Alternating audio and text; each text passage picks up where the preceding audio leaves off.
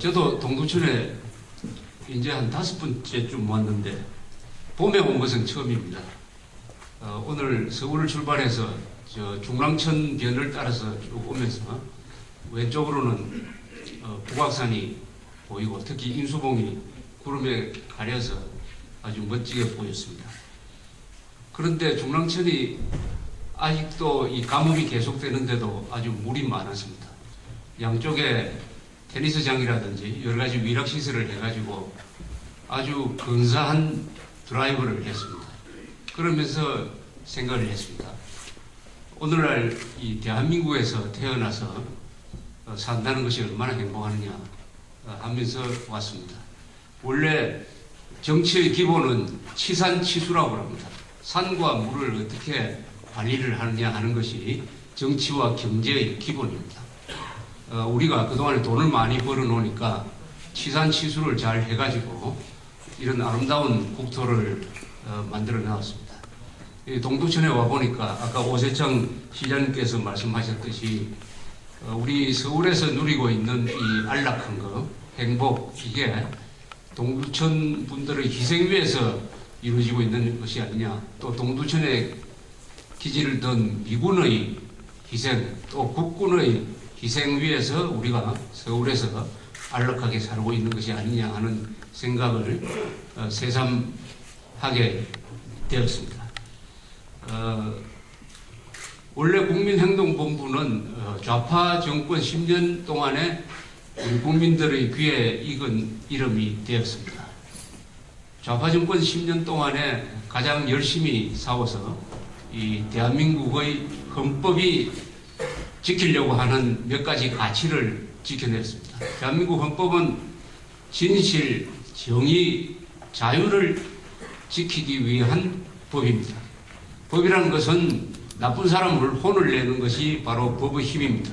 또 성실한 사람을 보호를 해가지고 열심히 살 수 있도록 지켜주는 것이 법의 힘인 것입니다.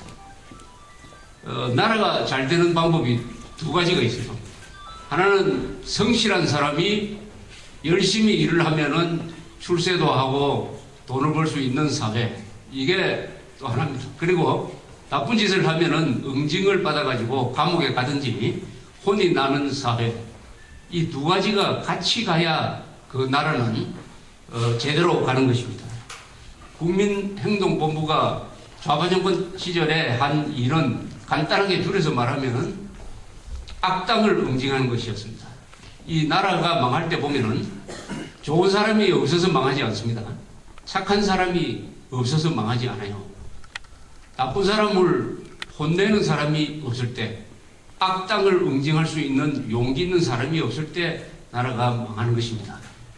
대한민국이 망할 리가 없지만은 좌파 정권 10년 동안에 대한민국에 대해서 부정적인 생각을 가진 사람, 기성세대에 대해서 고마움을 모르는 사람, 우리를 살려준 미국에 대해서 감정을 가진 사람, 대한민국은 태어나서는 안 될 정권이었다라고 생각하는 사람, 이런 사람들이 나라를 깽판 칠 때 국민행동본부가 외롭게 싸워서 이 정도의 나라를 지켜냈습니다. 이제 정권이 바뀌어서 좀 편할 줄 알았더니 아직도 이 싸움은 계속되고 있습니다. 대한민국에서 이루어지는 이 싸움은 아마 통일 이후까지도 계속될 것입니다. 왜냐하면 우리가 말하는 이 애국운동이라는 것은 하나 더 바꿔보면 바로 인류국가를 만들기 위한 운동인 것입니다. 대한민국은 지난 60년 동안에 위대한 업적을 4개를 남겼습니다. 첫째는 나라를 세웠습니다. 이 나라는 민주주의 국가입니다. 그리고 공산 침략으로부터 나라를 지켜냈습니다. 또 박정희 대통령 이후에 산업화를 하면서 땀을 흘렸습니다. 그리고 거의 동시에 민주화를 하면서 또 눈물을 많이 흘렸어요. 그래서 기성세대의 피와 땀과 눈물이 합쳐져서 만든 나라가 오늘날의 이 대한민국이라는 세계적인 금자탑인 것입니다. 지난 한 100년 동안에 세계 여러 나라 사람들이 나라를 만들어서 경쟁을 했습니다. 서로 좋은 나라를 만드는 경쟁을 했어요. 나름대로 열심히 했습니다. 그러나 지금 100년이 지나서 돌아보니까 150개국 되는 나라 중에서 가장 성공한 나라가 대한민국입니다. 이제는 우리가 조금만 힘을 쓰면은 인류 국가를 만들 수가 있습니다. 인류 국가는 어떤 나라냐? 바로 유럽에 있는 나라. 유럽에서 파생된 카나다, 미국, 뉴질랜드, 호주 같은 나라. 그리고 한 나라만이 유럽 나라가 아니고 기독교 국가가 아닌 나라가 인류 국가가 되어 있습니다. 그 나라는 바로 옆에 있는 일본인 것입니다. 우리는 아마도 일본에 이어서 두 번째로 인류 국가가 될 수 있는 바로 그 문턱까지 올라왔습니다. 불과 60년 만에 이 위협을 이룩했습니다.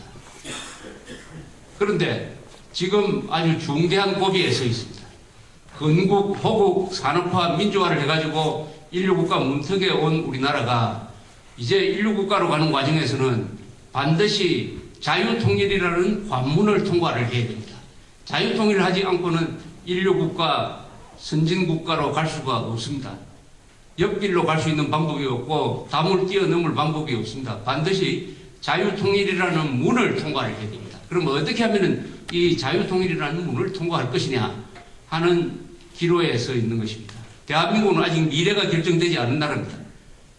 1953년 7월 27일 휴전이 됐어요. 3년 동안 싸우다가 휴전되고 나서 그 뒤에 50년 이상 평화가 계속되니까 한국 사람들은 가만히 있으면 저절로 인류 국가가 될 수 있고 자유통일도 저절로 이루어질 것이다라고 생각하지만 세상에는 좋은 것은 공짜가 없는 것입니다. 반드시 거기에 따른 희생과 피와 땀과 눈물이 있어야 됩니다. 그런데 기성세대와 달리 40대 이하의 이 젊은 세대들은 많이 다릅니다. 우리보다 우수한 점도 있어요. 그러나 걱정되는 점도 있습니다. 국민행동본부가 이 북부지방에 와서도 이런 조직을 만든 것은 바로 그런 걱정이 있기 때문에 그 걱정을 생각만 해서는 안 되고 완전히 행동으로 옮겨야 되겠다. 나라를 지키는 행동으로 옮겨야 되겠다. 그렇게 해서 여기에 이 북부본부를 만들었다고 저는 생각을 하고 있습니다. 어떤 걱정이 있느냐? 기성세대는 아무것도 없는 상태에서 이런 나라를 만들어내었습니다.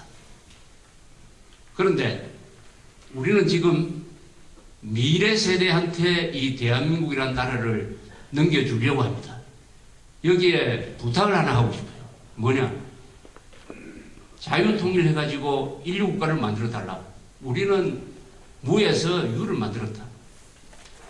그러면은 이런 좋은 나라를 받아가지고 기성세대한테 감사하면서 또 우리 힘으로만 이런 좋은 나라를 만든 것이 아니고 바로 미국의 도움하에서 이런 좋은 나라를 만들었으니까 한미동맹도 제대로 지켜가면서 대한민국을 자유통일하고 반드시 인류국가를 만들 수 있다. 이렇게 후배 세대들이 다짐을 해주었으면 좋겠는데 그동안에 김대중 정권, 노무현 정권 10년을 거치면서 어떤 일이 일어났느냐.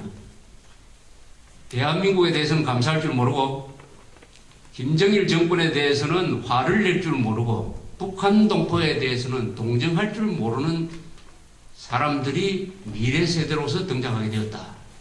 그렇게 된 원인은 우선은 10년 정권이 계속되는 동안에 대한민국의 부정적인 면만 들추어내고 김정일이 잘못한 것은 덮어놓고 가르치지도 않고 그리고 미국이 잘못한 것을 들추어내고 미국의 고마운 점은 일체 이야기해 주지 않는 바람에 젊은 세대가 미래의 대한민국을 지켜가야 할 세대가 고마움을 모르는 세대가 되어버렸다. 고마움을 모르는 세대가 되어버렸습니다.